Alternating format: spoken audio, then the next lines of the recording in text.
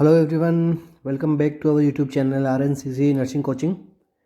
सो आज की जो हमारी क्लास रहने वाली है वो एक MCQ सेशन रहेगा वापस, जो कि टारगेट होगा राजस्थान CHO RML। ठीक है। और क्लास शुरू करने से पहले मैं आपको बताना चाहता हूँ कि हमारी टेस्ट सीरीज़ अभी कंडक्ट करवाई जा रही है RML एग्ज़ाम के लिए, PGI के लिए, राजस्थान CHOs के लिए, स्टेट CHOs के एग्ज़ाम्स के लिए according to syllabus start to and.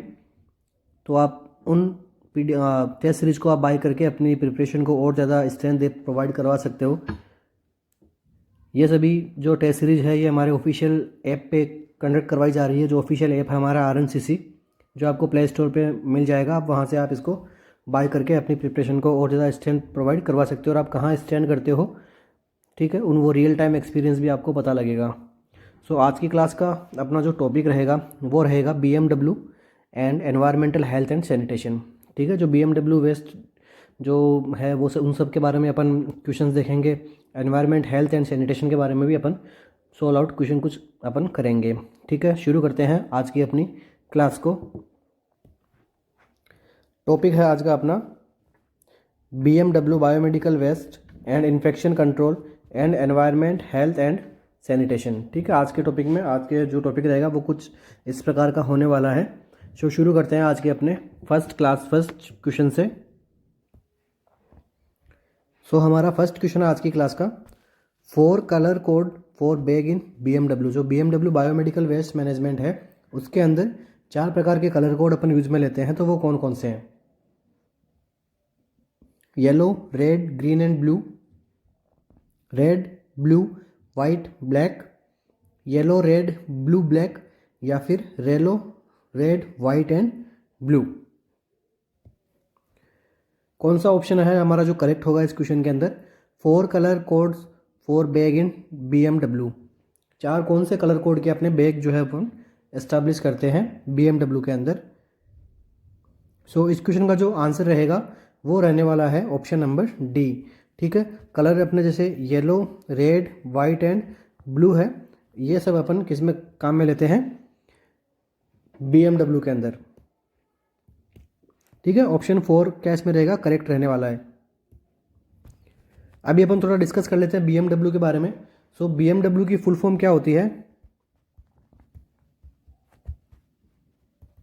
Bio medical waste. ठीक है, बायोमेडिकल वेस्ट। तो इसके लिए रूल सबसे पहले कब बनाया गया था? अभी लेटेस्ट रूल इसके बारे में कब बनाया गया है?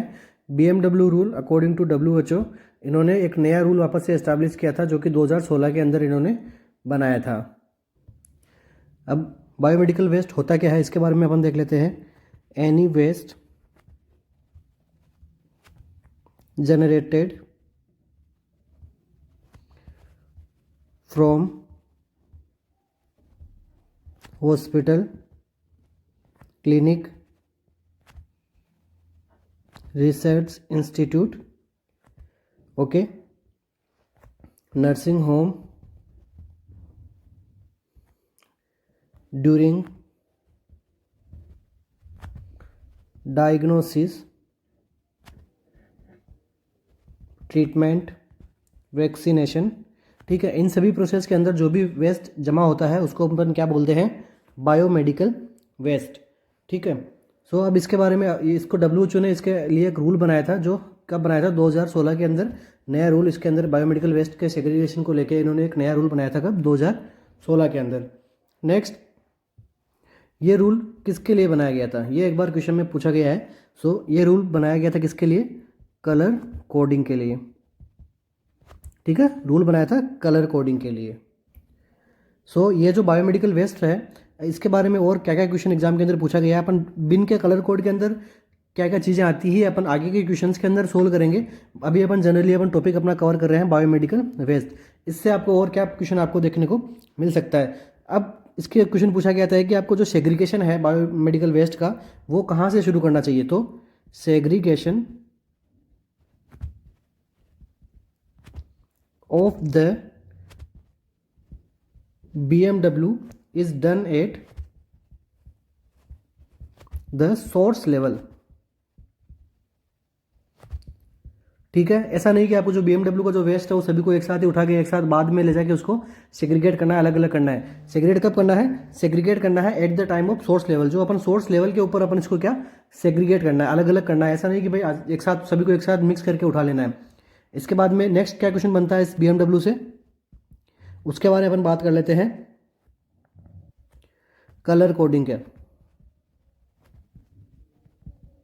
ठीक है। कलर कोडिंग भी अपन कहाँ पे रखते हैं? सोर्स लेवल के ऊपर ही अपन कलर कोडिंग को यहाँ पे अपन एस्टैब्लिश करते हैं। इसी के अकॉर्डिंग कलर के अंदर कौन कौन से कलर में क्या जाएगा, इसी के अकॉर्डिंग हम क्या करते हैं, यहाँ पे वेस्ट को डालते हैं। वो कहाँ रखते हैं? सोर्स लेवल पे ही ये शुरू होता है। नेक्स्ट क्वेश्चन क्या बनता है इससे अपना, जो BMW जो वेस्ट होता है उनके ऊपर लेबल लगा होना चाहिए, ठीक है। Should be label. जो BMW का जो वेस्ट है उसके ऊपर कैसा लेबल रहता है अपना, ठीक है। कुछ इस प्रकार का जो BMW का अपना जो लेबल है वो रहता है। आप इमेज देख सकते हो गूगल पे जाके। इसके बाद में अपना क्या क्वेश्चन बन सकता है BMW से, नेक्स्ट क्वेश्चन बनता है इसके स्टोरेज से, कि भाई BMW का जो बायोमेडिकल वेस्ट है उनका स्टोर अपन कितने टाइम तक रखते हैं। सो अपन लगते हैं जो बिग हॉस्पिटल्स होते हैं वहाँ पे इसका रहता है लेस देन 8 आवर्स, कि भाई लेस देन 8 आवर्स के अंदर आपको जो BMW वेस्ट है जमा हो रखा है उसको आपको डिस्कार्ड करवाना है। जहाँ पे इसका प्रॉपर मैनेजमेंट होता है वहाँ पे इसको पहुँचाना है। एंड जो नॉर्मल जो स्मॉल हॉस्पिटल्स होते हैं, ठीक है, स्मॉल हॉस्पिटल्स के अंदर कब तक रह सकता है? स्मॉल हॉस्पिटल तक ये 24 आवर्स तक इसको अपन स्टोर करके रख सकते हैं। अब नेक्स्ट क्या क्वेश्चन बनता है BMW से, नेक्स्ट क्वेश्चन बनता है इसका कलेक्शन, कि जो BMW बैग है वो कितना कितना फुल हो गया तब इसको कलेक्ट करना है। सो BMW का जो बैग है वो 3.4 है, 3/4 इतना। अगर BMW का जो बैग है वो फुल हो जाता है तब इसको क्या करना है? कलेक्ट करना है, ठीक है। ये भी एग्जाम में क्वेश्चन पूछा गया, सारे क्वेश्चन एग्जाम के अंदर पूछे जा चुके हैं। इसके बाद में नेक्स्ट क्या क्वेश्चन बनता है वो भी अपन देख लेते हैं। नेक्स्ट क्वेश्चन बनता है अवॉइड स्प्लीजेज, ठीक है, अवॉइड स्प्लेज। अब अगर BMW का अपन जो वेस्ट कलेक्शन करते हैं तब इसका जो स्प्लेज है वो नहीं होना चाहिए, ठीक है। ये वेस्ट वगैरह गिरना नहीं चाहिए। अगर वेस्ट गिर चुका है तो अभी क्या करना है, अभी क्या करना है इसके लिए 1/4 हाइपोक्लोराइड सॉल्यूशन से इसको क्या करना है? क्लीन करना है, ठीक है। 1/4 हाइपोक्लोराइड सॉल्यूशन से इसको क्या करना है? क्लीन करना है। तो ये कुछ एडिशनल क्वेश्चंस हैं जो BMW वेस्ट मैनेजमेंट से एग्जाम के अंदर पूछे जा चुके हैं प्रीवियसली। हो सकता है आपको आगे RML PGI CHO जैसे एग्जाम के अंदर आपको ये देखने को मिले। नेक्स्ट क्वेश्चन आज का अपना, इस क्वेश्चन का आंसर क्या रहेगा? Yellow, red, white and blue. Next question, in BMW human anatomical waste should be segregated in. So human anatomical waste है वो किसके अंदर सेग्रीगेट करना है अपने को, किसके अंदर रखना होता है? Yellow, red, black and blue. Human anatomical waste को अपन कौन से बैग के अंदर, कौन से कलर कोड के बैग के अंदर हम कलेक्ट करते हैं? इस क्वेश्चन का करेक्ट आंसर क्या होगा? सो ह्यूमन एनाटॉमिकल वेस्ट को अपन किस में डाल के रखते हैं?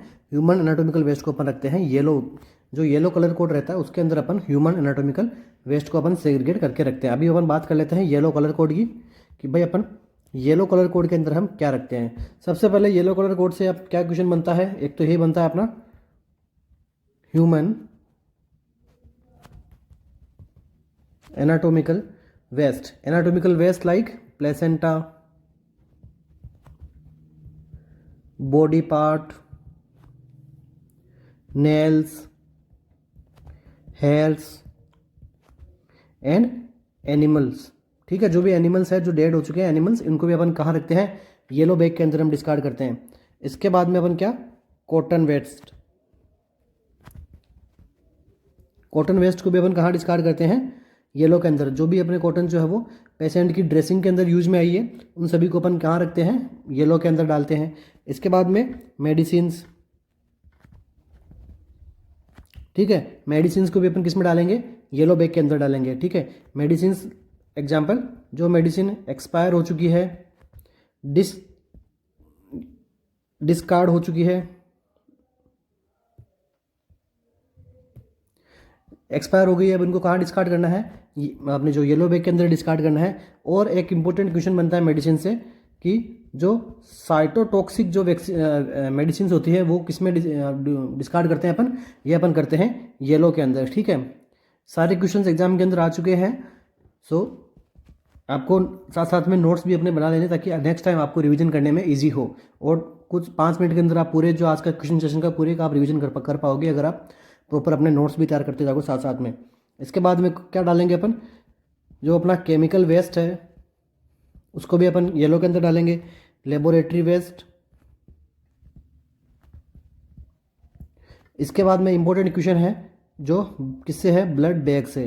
ठीक है, ब्लड बैग ऑलवेज अपन किस में रखेंगे, येलो कलर कोड वाले बैग के अंदर जो अपना रहेगा उसके अंदर हम ब्लड बैग को अपन डालेंगे। ठीक है, जो बीटी सेट है, ब्लड ट्रांसफ्यूजन सेट को अपन किस में रखेंगे, रेड के अंदर, क्योंकि वो आगे अपन रिसाइक्लेबल काम में कर सकते हैं, जबकि ब्लड बैग को अपन किस में डालते हैं, येलो के अंदर।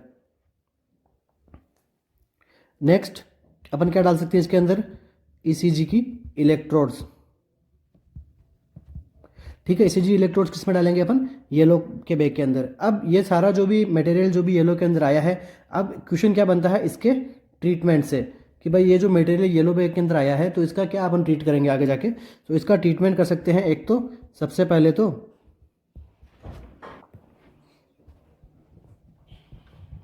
ठीक है, इंसिनरेशन की मदद से अपन इसको क्या कर सकते हैं, इसका ट्रीटमेंट कर सकते हैं। इंसिनरेशन के बाद में क्या कर सकते हैं, इसका डीप बरी। ठीक है, या फिर डीप अपन इसको बरियर कर सकते हैं इसको अपन लैंड के अंदर। ठीक है, ये कुछ ट्रीटमेंट है अपना जो येलो के अंदर जो भी अपन वेस्ट डालते हैं उसका ट्रीटमेंट है। So in BMW human anatomical waste should be segregated in yellow colour code. ठीक है, अब एक और क्वेश्चन बनता है कि लाइक अपन ने जो इसका जो पॉलीथीन अपन यूज करते हैं, वो पॉलीथीन से भी एग्जाम में एक बार क्वेश्चन पूछा गया है कि जो बैग की जो पॉलीथीन्स होती है येलो और जो रेड, ठीक है, तो इन पॉलीथीन्स को किससे बनाया जाता है, इन पॉलीथीन को किससे बनाया जाता है, नॉन क्लोरिनेटेड प्लास्टिक बैग्स होते हैं ये। ठीक है, ये क्या होते हैं, नॉन क्लोरिनेटेड, इनके अंदर क्लोरीन के प्लास्टिक के जब इसको बैग को बनाते हैं तो इसके अंदर क्लोरीन की अमाउंट जो है वो बिल्कुल भी नहीं रहती है, क्योंकि क्लोरीन आके क्या करती है, एयर पोल्यूशन। ओके, सो ये भी एक एडिशनल क्वेश्चन बन सकता है आपके एग्जाम में फॉर नॉलेज। अभी तक ये क्वेश्चन नहीं पूछा गया, जबकि फॉर नॉलेज आपको ध्यान में रखना है। नेक्स्ट क्वेश्चन पे मूव ऑन करते हैं।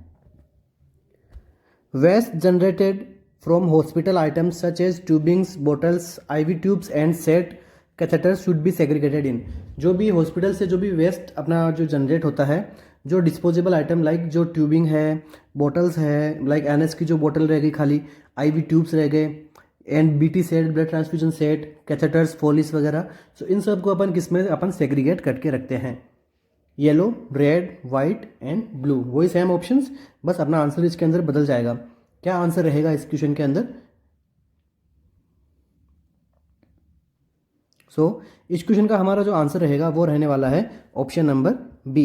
ठीक है, अपन रेड कलर बॉक्स के अंदर जो कोड बैग के अंदर अपन क्या रखेंगे, जो डिस्पोजेबल आइटम्स हैं इन सभी को अपन डालते हैं। तो अब इसके बारे में भी पढ़ लेते हैं कि जो रेड बैग है उसके अंदर हम क्या क्या रखते हैं। इसके अंदर आएगा सबसे पहले तो रबर एंड प्लास्टिक आइटम्स। ठीक है, जो भी अपने जो रबर एंड प्लास्टिक आइटम्स हैं ये इसके अंदर आएंगे। इसके बाद में एग्जाम्पल अपन क्या देख सकते हैं, इसका ट्यूब्स देख सकते हैं, कैथेटर देख सकते हैं, आईवी सेट देख सकते हैं, ब्लड ट्रांसफ्यूजन सेट देख सकते हैं। ब्लड ट्रांसफ्यूजन सेट से एग्जाम के अंदर कई बार क्वेश्चन बना हुआ है। ठीक है, इसके बाद में क्या देखेंगे अपन, जो अपने ग्लोव्स हैं वो देख सकते हैं, एंड सिरिंजेस विदाउट नीडल्स। ठीक है, इसके बाद में अपन क्या देख सकते हैं, नेजोगेस्ट्रिक ट्यूब इसके अंदर डाल सकते हैं, एंडोट्रेकियल ट्यूब जो है वो इसके अंदर डाल सकते हैं। तो ये कुछ एग्जांपल्स हैं जो अपन रेड कलर कोड वाले बैग के अंदर अपन डिस्पोज कर सकते हैं। और ये सारे के सारे आइटम्स कैसे हैं, ये सारे के सारे आइटम रिसाइक्लेबल है। ठीक है, रिसाइकलिंग करके अपन काम में ले सकते हैं आगे जाके। ये सारे आइटम किसके अंदर आएंगे, रेड कलर के अंदर। अब इनका जो है अपन ट्रीटमेंट है, इन सब का जो ट्रीटमेंट कैसे होता है। ठीक है, जो भी ये इस वेस्ट का जो आपको बताया कि किसी ना किसी का ट्रीटमेंट सबका होना, ऐसे वेस्ट का ट्रीटमेंट अपन करते हैं। तो रेड का अपन कैसे ट्रीटमेंट कर पाएंगे, रेड के ट्रीटमेंट को एग्जाम के अंदर पूछा गया है, तो इसका अपन कर सकते हैं ऑटोक्लेविंग। ठीक है। ऑटोक्लेव से अपन क्या करते हैं, इसका अपन जो वेस्ट है इनको अपन क्लीन करके वापस अपन रिसाइकल के अंदर अपन काम में ले सकते हैं। नेक्स्ट क्वेश्चन हमारा, इस क्वेश्चन का आंसर क्या रहेगा, red. Next question, the colour of bag in which infectious solid waste are disposed. जो भी इन्फेक्शियस सॉलिड है उसको अपन किसके अंदर डिस्पोज करेंगे, रेड, ब्लैक, ब्लू या फिर येलो। जो भी इन्फेक्शियस सॉलिड वेस्ट है अपन ने अभी पढ़ा था येलो के अंदर, ठीक है। तो इस क्वेश्चन का आंसर क्या रहेगा, येलो। तो येलो के अंदर कोई भी अपना बॉडी का जो एनाटॉमिकल पार्ट है वो क्या है, इन्फेक्शियस होगा तभी अपन उसको डालेंगे उसके अंदर, ठीक है। तो इसका आंसर क्या रहेगा, येलो।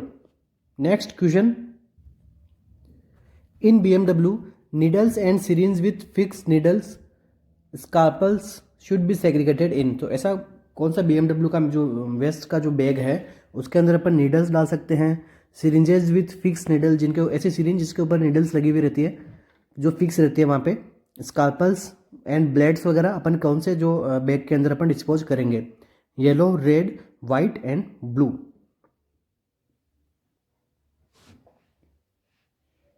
इस क्वेश्चन का हमारा करेक्ट आंसर क्या रहेगा, तो इसका हमारा आंसर रहेगा क्या, वाइट, ठीक है। जो वाइट कलर कोड है उसके अंदर हम क्या करेंगे, इन सबको अपन डिस्पोज करते हैं, सेग्रीगेट करते हैं। अभी अपन डिस्कस कर लेते हैं किसके बारे में, वाइट बैग के बारे में। सो वाइट बैग को क्या होता है, जो वाइट वाला बैग होता है ना जिनके अंदर अपन ये सब चीज़ डाल लेते हैं, वो होता है प्रूफ पंचर, ठीक है। लाइक वो क्या है, पंचर प्रूफ है एंड लीक प्रूफ है, ठीक है। पंचर प्रूफ होना चाहिए, लीक प्रूफ होना चाहिए। अब इसके अंदर अपन क्या क्या डिस्पोज करते हैं, और ये साथ साथ में कैसा होना चाहिए, ट्रांसपेरेंट, ठीक है। पता लगना चाहिए कि हाँ इसके अंदर अब क्या क्या हमने डाला है। इसके अंदर हम क्या करते हैं, जो भी मेटल शार्प वेस्ट होते हैं इन सबको अपन इसके अंदर सेग्रीगेट करते हैं। Example, scalpel, blades, needles, biopsy needle, sugar strips, strip नहीं लेंसेट, ठीक है। जो शुगर को चेक करने के लिए अपन प्रिक करते हैं वो क्या होती है, लेंसेट। सो ये इसको अपन किस में डालते हैं, लेंसेट को अपन किस में डालते हैं, वाइट कलर वाले बैग के अंदर इसको अपन डिस्पोज करते हैं, सेग्रीगेट करते हैं। अब इसका अपन ट्रीटमेंट देखते हैं, इसका ट्रीटमेंट कैसे होता है। इसका ट्रीटमेंट होता है एक तो ड्राई हीट स्टेलाइजेशन करके, साथ में इनका ऑटोक्लेव भी सम काइंड्स अपन कर सकते हैं सम टाइम, ठीक है। जो मेन इसका जो है इसका ट्रीटमेंट है वो अपन कैसे करेंगे, वो अपन करेंगे ड्राई हीट स्टेलाइजेशन से। इसके बाद में अपना जो लास्ट टॉपिक बचता है वो है ब्लू। सो ब्लू कलर कोड के अंदर अपन क्या क्या डालते हैं, ब्लू कलर कोड के अंदर अपन क्या क्या रखते हैं, इसके अंदर रखते हैं ग्लासवेयर आइटम्स, ठीक है। ऐसी चीज़ें जो ग्लास की बनी होती है इन सबको अपन किस में अपन डालते हैं, ब्लू कलर बैग के अंदर। लाइक जो भी अपने वाइल्स है, एम्पुल्स है एंड मेटेलिक बॉडी इम्प्लांट्स, इन सभी को अपन किस में डालेंगे, जो ब्लू कलर वाले में डालेंगे। अगर शार्प होंगे इम्प्लांट तो अपन किस में डालेंगे, वाइट में। और अपना जो मेटेलिक बॉडी जो नॉर्मल जो है वो अपन किस में डालते हैं, ब्लू कलर वाले जो शार्प के अंदर अपन डालते हैं, जो कि मेनली ग्लासवेयर आइटम्स। ग्लासवेयर के अंदर क्या आ जाएगा, वाइल्स आ जाएगी, और जो ब्रोकन वाइल्स आ जाएगी, ब्रोकन एम्पुल्स वगैरह अपन किस में डालेंगे, ब्लू कलर कोड के अंदर। तो ये अपने कुछ BMW के जो कुछ कोड जो है कोड्स है वो अकॉर्डिंग टू बैग अपन सोल्व कर लिया है इस टॉपिक को, BMW वाले को। नेक्स्ट क्वेश्चन पे मूव ऑन करते हैं। Maintain all record for operation of incineration, hydroclave, autoclaving for a period of. So जो भी अपन ने इन सब ट्रीटमेंट के अंदर जो भी अपन ने ये सब चीज़ें की है, इंसिनरेट किया है, ऑटोक्लेविंग किया है, ड्राई हीट स्टेलाइजेशन किया है, ठीक है। तो इन सब का रिकॉर्ड अपने को कब तक मेंटेन करके रखना होता है, 5 ईयर्स, 3 ईयर्स, 2 ईयर्स या फिर 10 ईयर्स तक।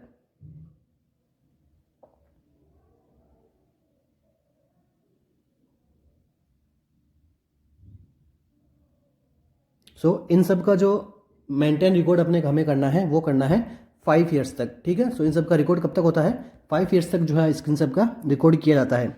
Next question, major sources of biomedical waste include except, क्या पूछा है हमें, एक्सेप्ट पूछा है। ठीक है, तो सारे ऑप्शंस क्या है, मेजर सोर्स है बायोमेडिकल वेस्ट के, एक को छोड़ के, immunisation sites, blood banks, nursing homes या फिर first aid in schools.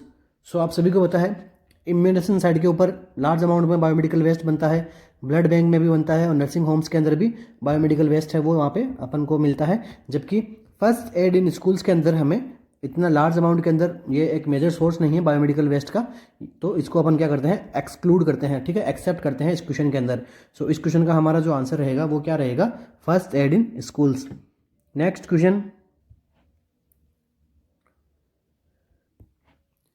discarded and contaminated glass including medicines vials and ampoules except cytotoxic waste should be placed in which container।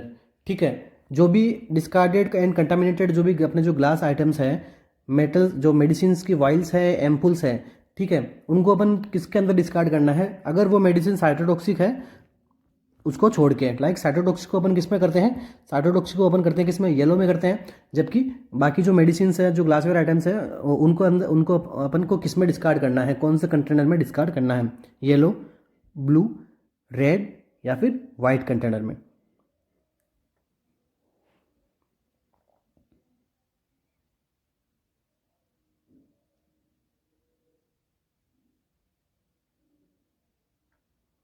सो इस question का जो हमारा आंसर रहेगा वो रहने वाला है ऑप्शन नंबर बी में। ठीक है, क्योंकि ब्लू के अंदर हमने अभी प्रीवियस में अपन सोल्व किया था, ब्लू के बारे में पढ़ा था कि ब्लू के अंदर अपन क्या करते हैं, कंटामिनेटेड जो भी ग्लास जो भी है, ग्लास आइटम्स वगैरह हैं, उनके साथ में जो broken vials, broken ampoules and medicine vials वगैरह, ठीक है, इन सभी को अपन किस में डालते हैं, ब्लू के अंदर हम रखते हैं।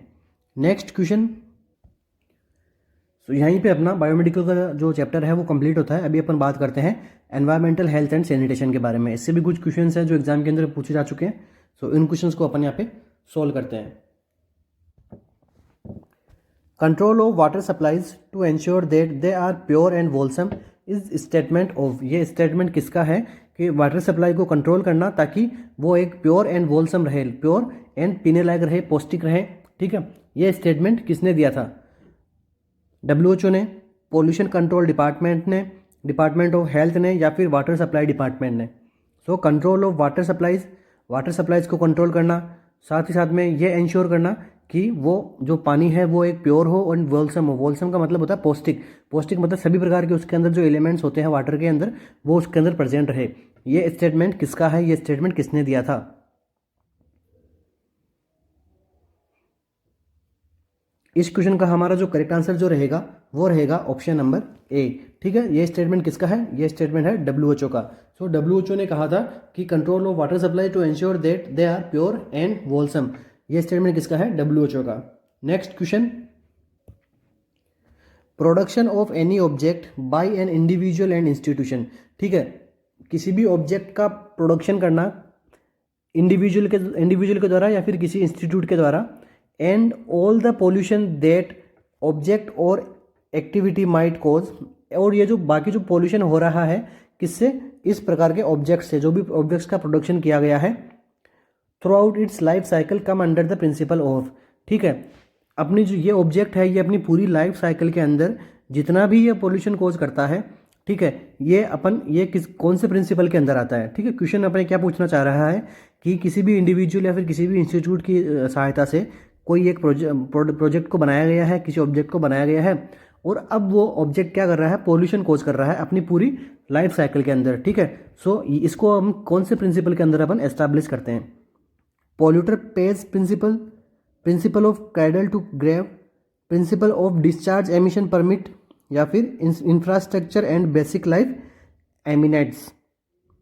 क्या रहेगा हमारा इस क्वेश्चन का करेक्ट आंसर, ये पूछा गया क्वेश्चन है एग्जाम के अंदर, तो आगे भी आने की संभावनाएं हैं इस क्वेश्चन की। सो ऐसा जो ऑब्जेक्ट है वो लाइफ साइकिल में अपना जो पोल्यूशन यहाँ पे बनाया जा रहा है, तो ये कौन सा प्रिंसिपल के अंदर आता है।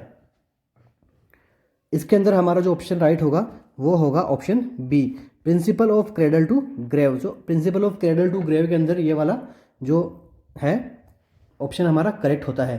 Principle of cradle to grave का क्या मतलब होता है, क्रेडल टू ग्रेव का मतलब होता है beginning until the end of life। ठीक है, सो क्रेडल टू ग्रेव का क्या मतलब हो गया, beginning until the end of life. ठीक है, सो मतलब ये जो ऑब्जेक्ट है ये जब तक इस ऑब्जेक्ट का जो लाइफ है वो खत्म नहीं होती तब तक ये क्या करता है, क्या क्या करता रहेगा, पोल्यूशन बढ़ाता रहेगा, जिससे कि आगे जाके जो लाइफ है वो भी आगे जाके डिस्टर्ब होगी। सो इस क्वेश्चन का जो हमारा करेक्ट आंसर रहेगा वो क्या रहेगा, क्रेडल टू ग्रेव। जो पॉल्यूटर पेज प्रिंसिपल है, ये क्या प्रिंसिपल है, इसके बारे में भी अपन पढ़ लेते हैं फॉर नॉलेज। ये प्रिंसिपल है हु प्रोड्यूस पॉल्यूशन पे the cost.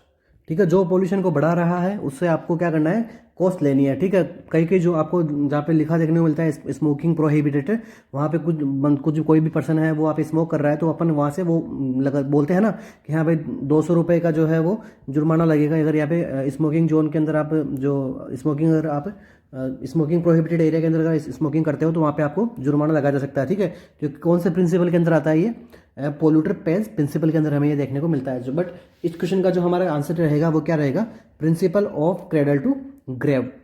Next question, overcrowded houses cause. जो ओवर क्राउडेड हाउसेज है, लाइक बहुत सारे हाउस आसपास में ऐसे झुग्गी झोंपड़ियों के जैसे काम में बनाए गए हैं। ठीक है, तो ऐसे हाउसेज क्या कॉज करते हैं, respiratory and skin disease, gastrointestinal disease, cardiovascular disease या फिर कंजेनाइटल डिजीजेज। सो ऐसे जो हाउस पैटर्न है ये क्या कॉज करते हैं।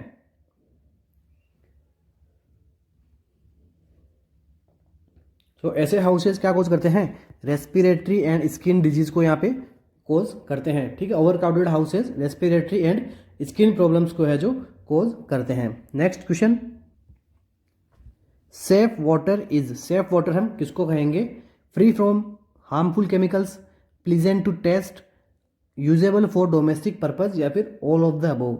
सो सेफ वाटर क्या होना चाहिए, फ्री फ्रॉम हार्मफुल केमिकल्स उसके अंदर नहीं होने चाहिए, प्लीजेंट टू टेस्ट उसका अच्छा होना चाहिए, एंड डोमेस्टिक पर्पज के लिए काम में लिए जाने योग्य होना चाहिए। So option number D all of the above हमारा क्या रहेगा, करेक्ट आंसर रहेगा सेफ वाटर के बारे में। Next question, in normal soils the minimum distance between the well and source of contamination. जब अपन देखते हैं किसी भी लैंड के अंदर या फिर जो सॉइल मतलब क्या होता है, मिट्टी। सो अब जब भी लैंड के अंदर हम देखते हैं कि मिनिमम डिस्टेंस कितना होना चाहिए सोर्स ऑफ कंटामिनेशन से एक वेल का, लाइक यहाँ पे जो है सोर्स ऑफ कंटामिनेशन है और यहाँ पे वेल यहाँ पे प्रेजेंट है। सो इन दोनों के बीच का जो दूरी है वो कितनी रहनी चाहिए minimum. So well and contaminated source के बारे जो बीच का जो डिस्टेंस होना चाहिए वो कितना होना चाहिए, should never be less than 15 metres, should never be less than 10 meters, should never be more than 15 meters, should never be more than 10 meters। so where and source of contamination के बीच का जो duration है वो minimum कितना होना चाहिए।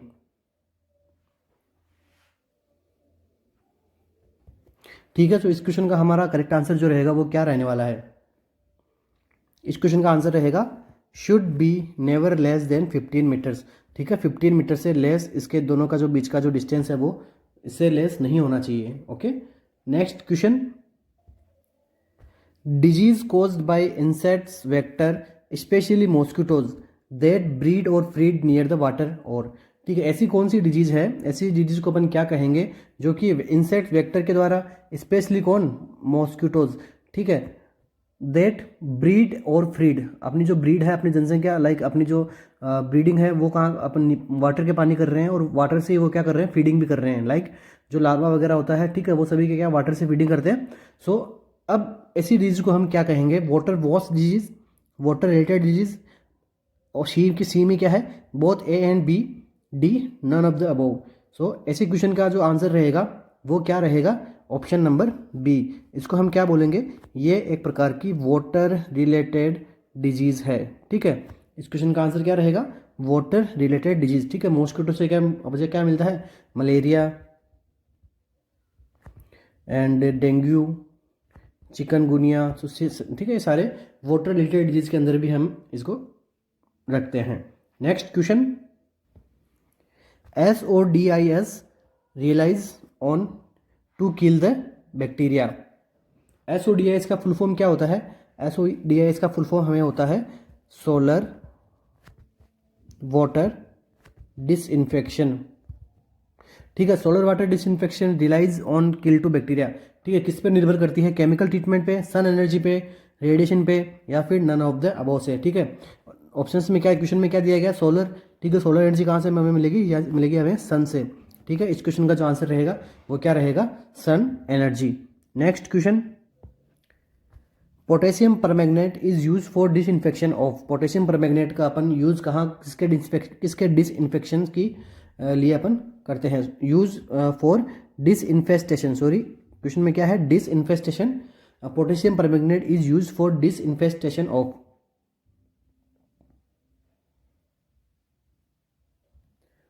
सो potassium permanganate का use अपन किसके लिए करते हैं?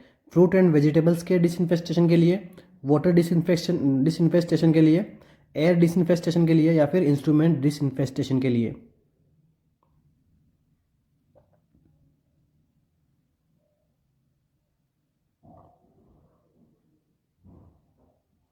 सो इस क्वेश्चन का जो हमारा आंसर रहेगा वो रहेगा फ्रूट्स एंड वेजिटेबल्स के ऊपर जो भी यहाँ पे हमें जो छोटे अपने जो रहते हैं माइक्रोब्स वगैरह, इन सभी को यहाँ से रिमूव करने के लिए अपन क्या यूज में लेते हैं? Potassium permanganate. ठीक है, डिसइंफेस्टेशन का मतलब होता है जो भी एंथ्रोपोड्स, जो भी रोडेंट्स वगैरह वहाँ पे ऊपर सर्फेस के ऊपर प्रेजेंट रहते हैं, तो उनको अपन किससे डिसइंफेस्टेशन कर सकते हैं? पोटेशियम परमैंगनेट से।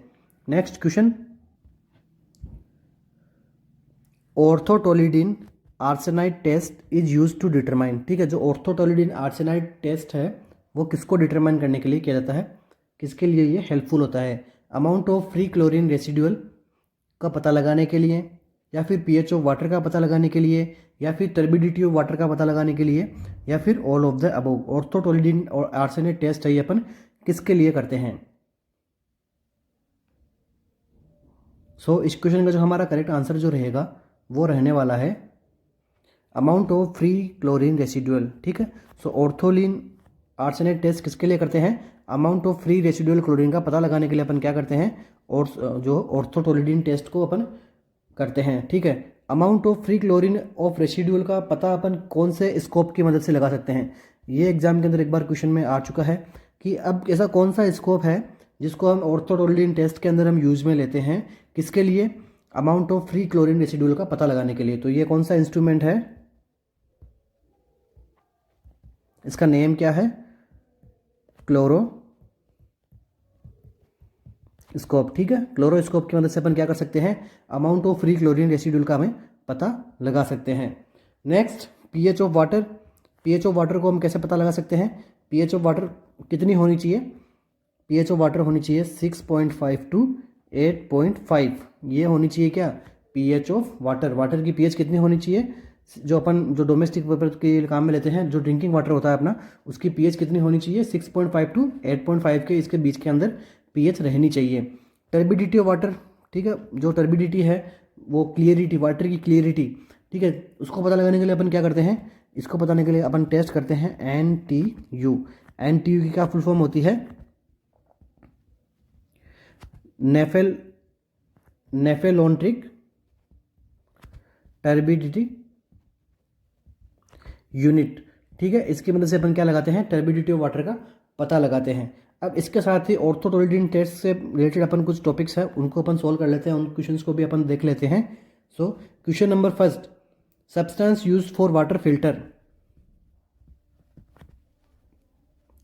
Substance use for water filter. Water filtration में कौन सा सब्सटेंस है यूज में लिया जाता है? ये लिया जाता है एल्यूमिनियम हाइड्रोक्साइड। ठीक है, अगर आप कम्युनिटी में काम कर रहे हो और वहाँ पे वाटर का फिल्ट्रेशन हो रहा है तो यहाँ पे कौन सा सब्सटेंस का यूज में लिया जाता है? Aluminium hydroxide. Next question, substance use for disinfection.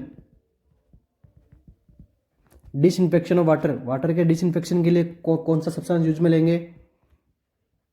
ये लेंगे क्लोरीन। ठीक है, वाटर के डिसइंफेक्शन के लिए क्लोरीन लेंगे। क्लोरीन भी कितनी लेंगे? 5 to 50 mg पर लीटर। नेक्स्ट क्वेश्चन क्या बनता है इससे? ये जो डिसइंफेक्शन एक्शन हो रहा है डिसइंफेक्शन एक्शन ड्यू टू, ठीक है, जो भी क्लोरीन से डिसइंफेक्शन एक्शन हो रहा है ये किसके द्वारा हो रहा है, ये हो रहा है हाइपोक्लोरस एसिड की मदद से, हाइपोक्लोरस एसिड। ठीक है, ये सारे क्वेश्चंस हैं एग्जाम के अंदर पूछे जा चुके हैं। सो इन क्वेश्चंस को मैं यहाँ पे आपके लिए सेलेक्ट करके लेके आया हूँ ताकि इस टॉपिक के साथ में इन क्वेश्चंस को भी यहाँ पे सोल्व करवा दिया जाए। नेक्स्ट क्या क्वेश्चन बनता है इससे कि जो क्लोरीन का जो अमाउंट है,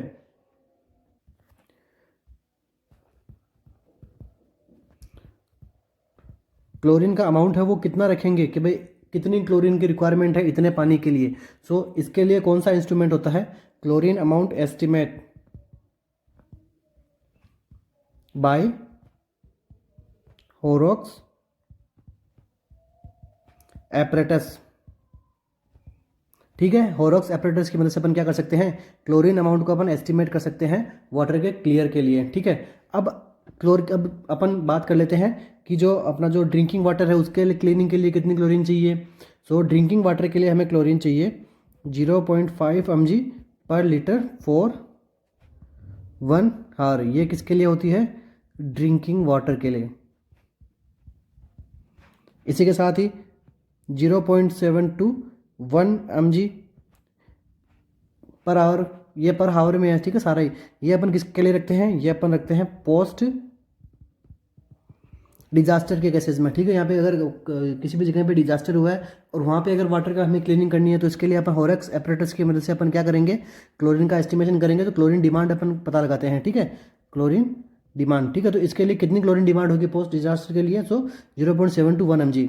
इसके बाद में मोर देन 1 mg किसके लिए रखेंगे, स्विमिंग पूल्स के लिए। ठीक है, तो ये कुछ एस्टिमेट, कुछ और भी आपके क्वेश्चंस हैं जो एग्जाम के अंदर पूछे जा चुके हैं। इसी के साथ ही एक और वेरी इंपॉर्टेंट क्वेश्चन है जो एग्जाम के अंदर पूछा गया है, वो भी अपन डिस्कस कर लेते हैं।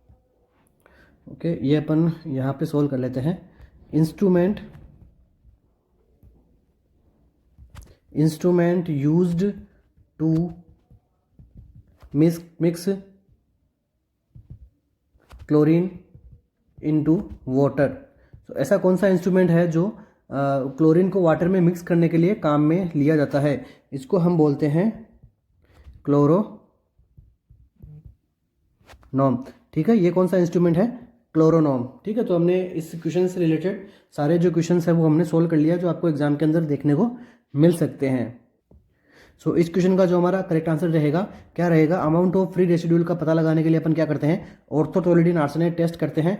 ऑर्थोटोलिडीन आर्सेनेट जो टेस्ट के अंदर अपन क्या करते हैं, अब ये जो अमाउंट का पता लगाने के लिए अपन क्या इंस्ट्रूमेंट का यूज में लेते हैं, ये इंस्ट्रूमेंट कौन सा है, ये इंस्ट्रूमेंट है हमारा क्लोरोस्कोप। इसके बाद में पीएचओ वाटर कितनी होनी चाहिए, पीएचओ वाटर होनी चाहिए 6.5 to 8.5।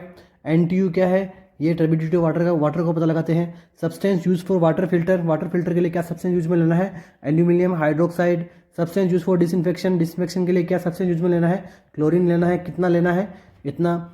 सो डिसइंफेक्शन के लिए एक्शन ड्यू टू, अब ये डिसइंफेक्शन करता कैसे है, ठीक है, हाइपोक्लोरस एसिड बन जाता है, इसकी मदद से क्या होता है, डिसइंफेक्शन का काम होता है। इसके बाद में क्लोरीन की एस्टिमेटेड डिमांड जो कितनी होनी चाहिए। ठीक है, सो ये इसका कैसे हम पता लगाएंगे, इसका पता लगाने कुछ 100 लीटर का जो पानी है उसके अंदर कितनी क्लोरीन की आवश्यकता है। तो इसके लिए अपन क्या चाहिए, अपने पास में होरेक्स एपरेटस चाहिए ताकि अपन क्या कर सकते हैं, क्लोरीन एस्टिमेटेड डिमांड का अपन पता लगा सकते हैं। और ये जो कुछ वैल्यूज हैं ये अपन इन सब कामों के अंदर काम में लेते हैं। ठीक है, सो मूव ऑन करते हैं आज के अपने नेक्स्ट क्वेश्चन के ऊपर। आई होप आपको क्लास अच्छी लगी हो। क्लास अच्छी लगी हो तो प्लीज़ आप वीडियो को लाइक जरूर कीजिएगा ताकि लाइक करने से हम ज़रा मोटिवेशन फील करते हैं आपके लिए और अच्छा नेक्स्ट वीडियो और भी उसमें अपन जो और एफर्ट्स हम लगा सकते हैं। Next question, acid rain is global effect of. Acid rain अगर आ रही है तो ये ग्लोबल क्या इफेक्ट करता है, air pollution, noise pollution, water pollution, air pollution या फिर सॉइल पोल्यूशन। सो एसिड ड्रेन हो रही है तो ये किसके पोल्यूशन की वजह से यहाँ पे हो रही है। सो एसिड पोल्यूशन जो हो रहा है वो यहाँ पर एयर पोल्यूशन की मदद से क्या हो रहा है, एसिड ड्रेन हमें देखने को मिलती है। ठीक है, जब एयर पोल्यूशन ज़्यादा होता है तो एयर पोल्यूशन में की वजह से क्या क्या हमें देखने को मिलता है, sulphur dioxide and nitrous oxide, इनकी मदद से हमें क्या देखने को मिलता है, ये क्या होती है, release into air, release into air. Now this react with water plus oxygen and acid rain. तो इस ये अपने एसिड रेन की जो प्रोसेस है ये बेसिकली एकदम नॉर्मल वे में अपन समझे तो सल्फर डाइऑक्साइड और नाइट्रस ऑक्साइड अपने जो एयर पोल्यूटेंट गैसेज हैं, सो इनकी वजह से यहाँ पे हमें क्या देखने को मिलता है, एसिड रेन जो है वो कंडीशन हमें देखने को मिलती है। इस क्वेश्चन का आंसर क्या रहेगा, एसिड रेन कैसे होती है, एयर पोल्यूशन की वजह से। Next question, global warming causes. So global warming कैसे हो रही है, increase dryness of climate, reduce food production, increase sea level resulting floods, all of the above. ठीक है, सो इस क्वेश्चन का जो हमारा आंसर रहेगा वो क्या रहेगा, ऑल ऑफ द अबव। ठीक है, इंक्रीज ड्राइनेस इन क्लाइमेट्स, एयर पोल्यूशन हो रहा है, रिड्यूस फूड प्रोडक्शन, इसका मतलब क्या हो गया कि एग्रीकल्चर से फूड प्रोडक्शन कम हो रहा है। ठीक है, अपन सिंथेटिक फूड अपन ज़्यादा बनाने लगे हैं, और जो एग्रीकल्चर्स को जो हार्म पहुंचाने वाले जो सब्सटेंसेज है इनको अपन केमिकल्स को ज़्यादा यूज में लेने लगे हैं। इंक्रीज सी लेवल बढ़ रहा है, इन सब की वजह से जो क्या तब क्या आती है, फ्लड्स वगैरह हमें देखने को मिलती है। ठीक है, ग्लोबल वार्मिंग से क्या होगा, जो अपने जो ग्लेशियर्स वगैरह होते हैं ये सब क्या होते हैं, पिघलते हैं, तो इससे क्या होगा, वाटर लेवल जो है वो इंक्रीज होता है सी का। ठीक है, तो इसके रिजल्ट में क्या देखने को मिलता है, हमें फ्लड्स देखने को मिलती है, सुनामीज जो हमें देखने को मिलती है यहाँ पे। इस क्वेश्चन का आंसर क्या मिलेगा, option number D. Next question, pesticides mainly enter into food products due to. जो अपन पेस्टिसाइड्स यूज में लेते हैं, ठीक है, जो इंसेक्ट्स रहते हैं, कीड़े मकोड़ों को अपने जो फसल को बचाने के लिए, सो ये फूड के अंदर एंटर कैसे करते हैं। ठीक है, non observance of prescribed waiting periods, अपन जो है वो वेटिंग पीरियड्स को अपन अच्छे से ऑब्जर्व नहीं करते हैं, कैसे काम में लेना चाहिए ये हमें नहीं आता है। लाइक जो फार्मिंग करते हैं उनको इनका एजुकेशन नहीं है। यूज ऑफ सब स्टैंडर्ड प्रैक्टिस, जो पेस्टिसाइड, जो अच्छे लेवल के पेस्टिसाइड्स है उनका यूज में नहीं लेके सब स्टैंडर्ड के वालों को यूज में लेके काम में लिया जाता है। Wrong advice and supply of pesticide to the farmers, जो फार्मर्स को क्या है, गलत पेस्टिसाइड हमें प्रोवाइड कर रहे हैं और एडवाइस उनको सप्लाई के लिए एजुकेट नहीं है वो, तो इसकी मदद से हमें क्या देखने को मिल रहा है, पेस्टिसाइड्स अपने फूड के अंदर हमें भी मिलावट देखने को मिलती है। ठीक है, ऑप्शन क्या हो जाएगा करेक्ट अपना, ऑल ऑफ द अबव। ठीक है, सारे जो ऑप्शन है इसके अंदर करेक्ट होता है। Next question, fertilisers is a source of. Fertilisers कौन सा सोर्स है, डोमेस्टिक सोर्स है, इंडस्ट्रियल सोर्स है, व्हीकुलर सोर्स है, या फिर नन ऑफ द अबव है। सो जो भी अपन फर्टिलाइजर्स बनाते हैं ये कैसे बनते हैं, ये बनते हैं इंडस्ट्रियल सोर्स से। ठीक है, जो फर्टिलाइजर्स है ये इंडस्ट्रियल सोर्सेज के लिए बनते हैं, जो आगे जाके जो उत्पादन के लिए काफ़ी ज़्यादा हेल्पफुल होते हैं। Next question, animal dung, crop residue, grass and leaves are. जो भी एनिमल्स का जो भी वेस्ट रहता है, क्रॉप्स जो भी बच जाती है खेत के अंदर, लैंड के अंदर कुछ भी क्रॉप्स वगैरह वो बच जाती है, grasses and leaves are domestic waste, agriculture waste, commercial waste, या फिर इंडस्ट्रियल वेस्ट। तो काफ़ी सिंपल क्वेश्चन है। तो ये कौन सा वेस्ट के अंदर आता है, ये आता है एग्रीकल्चर वेस्ट के लिए ये काम में आता है। Next question, disadvantage of improper disposal of sullage. जो भी सूलेज सर्विसेज है इनका जो इम्प्रॉपर जो डिस्पोजल होगा तो इससे क्या डिसएडवांटेज हमें मिलते हैं, include the potential to contaminate the soil. जो मिट्टी है ये पोटेंशियल रखते हैं कि भाई जो मिट्टी को कंटामिनेट कर सकते हैं, pollute water source and create, जो वाटर सोर्स है उनको ये गंदा कर सकते हैं, और ऐसे सोर्सेज को क्रिएट कर सकते हैं जो वाटर को गंदा कर सकते हैं। ठीक है, favourable breeding condition for disease vectors. ठीक है, जो भी सूलेज सर्विसेज है या जो सीवरेज वगैरह है इनका अच्छे से अगर प्रॉपर डिस्पोजल नहीं होता है तो ये क्या होगा, ब्रीडिंग करवा सकती है मॉस्किटोज की, जो आगे जाके मलेरिया डेंगू जैसी कंडीशंस को हमें अराइज कर सकती है। क्या इसके अंदर करेक्ट आंसर होगा, इसके अंदर हमारा जो आंसर रहने वाला है वो रहेगा ऑल ऑफ द अबव। सो इस क्वेश्चन का आंसर क्या रहेगा, ऑल ऑफ द अबव। सो इसी के साथ ही आज की अपनी जो क्लास होती है वो यहीं पे अपन क्या करते हैं, कंप्लीट करते हैं। सो आई होप आपको आज की क्लास अच्छी लगी हो, और क्लास से रिगार्डिंग कुछ भी डाउट्स हो तो आप क्या कमेंट बॉक्स में कमेंट करके हमें बता सकते हैं। हम आपका वहाँ पे कमेंट जो पढ़ के वहाँ पे बेटर सॉल्यूशन देने की कोशिश करेंगे। ठीक है, फिर भी सॉल्यूशन नहीं होगा तो उसको अपन नेक्स्ट क्लास के अंदर अपन अगेन उसको अपन सोल्व करने की कोशिश करेंगे। ठीक है, और इसके साथ मैं आपको बता दूँ कि राजस्थान CHO RML वगैरह के लिए हम टेस्ट सीरीज भी कंडक्ट करवा रहे हैं हमारे ऑफिशियल ऐप के ऊपर, जो क्या है RNCC है। ठीक है, तो आप वहाँ से इन टेस्ट सीरीज को वगैरह बाय करके अपनी प्रिपरेशन को और ज़्यादा मजबूत कर सकते हैं। ठीक है, और आज की क्लास अच्छी लगी तो लाइक शेयर एंड सब्सक्राइब जरूर कीजिए हमारी क्लास को, हमारे चैनल को, और बने रहिएगा आने वाली नेक्स्ट क्लासेस के लिए। हम डेली क्लासेस लेके आते हैं CHOs के लिए, RML के जैसे एग्जाम के लिए। ठीक है। जैसे जैसे पीजीआई नियर बाई आएगा तो हम पीजीआई के लिए भी हम वापस से अपना क्वेश्चन सेशन शुरू कर देंगे, ठीक है। और थैंक यू सो मच बने रहने के लिए। Wish you all the best.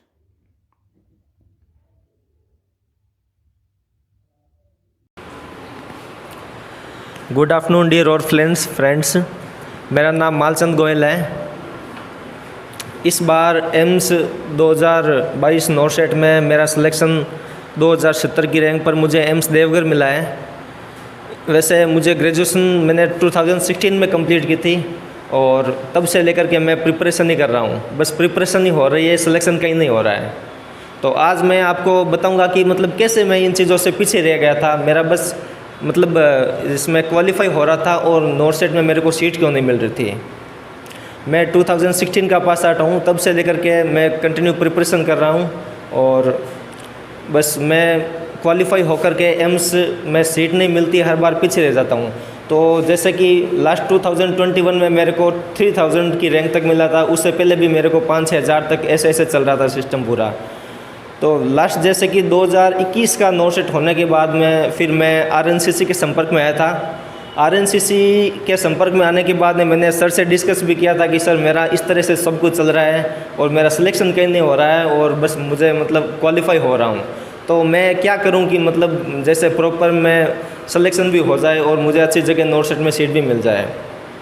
तो सर ने मेरी मतलब चीज़ों का और जो फिर मेरी क्या रैंक थी इन सब चीज़ों का एनालिसिस किया और फिर मुझे बोला कि आप आरएनसीसी ज्वाइन कीजिए, ऑफलाइन ऑनलाइन क्लासें हैं, टेस्ट सीरीज़ वगैरह हैं, सारी कुछ चीज़ें ज्वाइन कीजिए और उसके बाद में आपको रियलाइज़ होगा कि आपने रियल में पढ़ाई की है। तो फिर जैसा कि सर ने गाइड किया था मैंने उसी अकॉर्डिंग ठान लिया था कि बस जो सर जैसा कि सर बताते हैं उसी अकॉर्डिंग बस मुझे पढ़ना है और इस बार नॉर्सेट में क्वालिफाई नहीं बल्कि सिलेक्ट भी होना है। तो फिर जैसा कि मैंने आरएनसीसी की ऑफलाइन क्लास है, ऑनलाइन क्लास है, टेस्ट सीरीज है, सब कुछ ज्वाइन किया था और 2021 का एग्ज़ाम होने के बाद में कंटिन्यू फिर मैं आरएनसीसी के संपर्क में रहा था और फिर रेगुलर टेस्ट सीरीज देना है, ऑफलाइन क्लास है, ऑनलाइन क्लास लेना है। तो जो चीज़ जैसे कि 2022 में मेरी रैंक जो है वो करीबन 3000 से करीबन थी, तो यहाँ पर आरएनसीसी में आकर के मुझे ऐसा कंटेंट मिला जो कि मतलब शायद ही कहीं पर बाहर आपको मतलब देखने को सुनने को मिलेगा। बस ठीक है, सिलेक्शन हो जाना एक अलग बात है, बट एक चीज़ों को आप कैसे उसको परसेप्शन करते हैं, मतलब रियल में यहाँ आकर के ऐसा लगा कि जो चीज़ें यहाँ हैं शायद ही कहीं मिलती होगी आपको। लाइक कि डेली टेस्ट सीरीज़ होती है, वीकली टेस्ट सीरीज़ होती है और उनमें क्या परफॉर्मेंस होती है, उन सब चीज़ों का एनालिसिस होना और उसके बाद में आपने टेस्ट सीरीज़ में कहाँ गलती की है और किस किस चीज़ों को आप मिस कर रहे हो। तो एग्ज़ाम पॉइंट ऑफ व्यू की वजह से जो एडवांस चीज़ें हमें सिखाई जाती है कि बस नॉर्मली जो पढ़ा रहे हैं वही चीज़ें पढ़नी है, बट यहाँ पर चीज़ें आपको इससे भी एडवांस मिलेगी। जो चीज़ एग्ज़ाम की पॉइंट ऑफ व्यू से ज़्यादा इंपॉर्टेंट है, लाइक कोई भी सब्जेक्ट है, ट्रॉमा इमरजेंसी है, जो भी मतलब एक्सेट्रा काफ़ी चीज़ें हैं, तो हो सकता है कि दूसरे लोग भी पढ़ाते होंगे, बट मुझे यहाँ कर मैंने भी पहले भी कोचिंग की थी, बट जैसा मतलब मुझे मिलना चाहिए था वैसा मिला नहीं। तो फिर यहाँ पर मुझे कुछ चीज़ें एडवांस भी मिली है, जो चीज़ मैंने कभी मतलब देखी भी नहीं थी, पढ़ी भी नहीं थी और जिनसे मोस्ट ऑफ क्वेश्चंस बनते भी थे और मैं हर बार उनको गलत भी करके आता, डेफिनेटली मैं गलत करता था उनको। बट जब से मैंने आरएनसीसी को ज्वाइन किया था तो फिर चीज़ें मुझे काफ़ी ऐसी मिली कि मैं 5 साल से इन्हीं चीज़ों को मिस कर रहा हूँ। तो फिर सर के जैसे कि सर ने बहुत प्रयास किया था और मुझे अच्छा मार्गदर्शन दिया था कि आप इन चीज़ों को फॉलो कीजिए और ये चीज़ पढ़िए और ये टॉपिक कीजिए। तो मैंने बाकी सब चीज़ों को छोड़ दिया, जो भी मेरे नोट्स थे प्रीवियसली मैंने पढ़े थे, सब चीज़ों को छोड़ दिया। बस जैसा सर ने बताया था कि आप क्लासेस ज्वाइन करो, टेस्ट सीरीज़ दो, सॉन्डर्स के क्वेश्चंस वगैरह सोल्व करो और जो भी यहाँ के प्रॉपर नोट्स थे आरएनसीसी कोचिंग सेंटर के, तो उन सब चीज़ों का मैंने अच्छे से रीडिंग किया। तो बस उन्हीं का प्रयास है सर का कि आज मुझे एम्स में देवघर एम्स में सीट मिल गई और मैं आरएनसीसी के साथ हमेशा के लिए बना रहूँगा, ताकि मुझे आगामी जो भी एग्ज़ाम होंगे, नॉर्सेट का है, दूसरे भी कम्पिटिटिव एग्ज़ाम है, उन सब में सेलेक्ट होकर के और भी अच्छी रैंक पर पहुँचना है। तो ओवरऑल फ्रेंड्स मैं यही कहना चाहता हूँ कि अगर आप कुछ भी पढ़ो पर चीज़ ऐसी पढ़ो कि जो आपका सिलेक्शन करवा दे। बस एक पढ़ना एक अलग है, बट चीज़ें पढ़ो सेलेक्टेड और जो जहाँ से मोस्ट ऑफ क्वेश्चंस आते हैं और वो चीज़ वहीं पर पॉसिबल है जब आप सही चीज़ के मार्गदर्शन में पढ़ोगे, और पढ़ो वहीं से जहाँ पर आपको अच्छा एक्सपोजर मिले। फालतू 500-1000 की भीड़ में इकट्ठा होने का कोई मतलब नहीं है। अच्छी जगह से पढ़ो जहाँ पर आपको अच्छा एक्सपोजर हो। अब आप वहाँ से कोई क्वेश्चन भी पूछ रहे हो और आपको वहाँ का रिप्लाई नहीं मिल रहा है, तो फिर वो आपके लिए एक डाउटफुल हो गया, तो वो चीज़ें आपकी कभी क्लियर नहीं होगी। तो यहाँ पर मुझे ऐसा लग रहा है कि जैसे मेरे अगर कोई भी डाउट है, जैसे मैंने कुछ चीज़ पूछ ली, तो मुझे उसका एडिशनल एक की बजाय 3 चीज़ सीखने को मिल रही है। तो मेरा कहने का ओवरऑल यही है कि join best for the RNCC। अगर आपको एडवांस चीज़ें कुछ भी सीखनी है और अच्छी रैंक से एम्स में सेलेक्ट होना है, तो मेरा यही मानना है कि मैंने जो अभी तक पढ़ा है ना, ये सबसे बेस्ट रहा है मेरे लिए, और इसी वजह से मैं हर बार 5 साल से पीछे रह रहा हूँ और इस बार मुझे एम्स में सिलेक्शन हो गया है। तो मुझे इस बात की बहुत खुशी है, अपने माता पिता गुरुदेव का, RNCC का हाथ हमेशा मुझ पर है, बस इसी की बदौलत मुझे आज कुछ ये सब कुछ चीज़ मिली है। Thank you so much. बस यही कहना चाहता हूँ कि do well and best of luck all of you.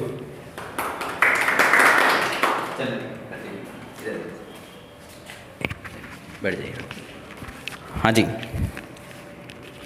तो बहुत बहुत बधाई मालचंद जी को, है ना। इन्होंने बहुत बढ़िया बातें बताई आप लोगों को कि किस तरीके से इन्होंने अपना सिलेक्शन लिया है ना। देखो, संघर्ष सबसे बड़ी चीज़ है ना। बिना संघर्ष के इस दुनिया में कुछ भी नहीं मिलता, ध्यान रखिएगा, है ना। बिना संघर्ष के इस दुनिया में कुछ भी नहीं मिलता, हर किसी को संघर्ष देखना होता है। आज जो भी सेलेक्ट हुआ है, ध्यान रखें, जितने भी स्टूडेंट सेलेक्ट हुए हैं उन सभी को संघर्ष देखना पड़ा है ना। बिना संघर्ष के चीज़ें नहीं मिलती, ध्यान रखिएगा। बिल्कुल भगवान अपने को उस हाई लेवल तक अपने को परेशान करता है। वो इसलिए परेशान करता है क्योंकि ये आने वाले टाइम के अंदर एक अच्छा समय देख सकें। समझ रहे हो बात को।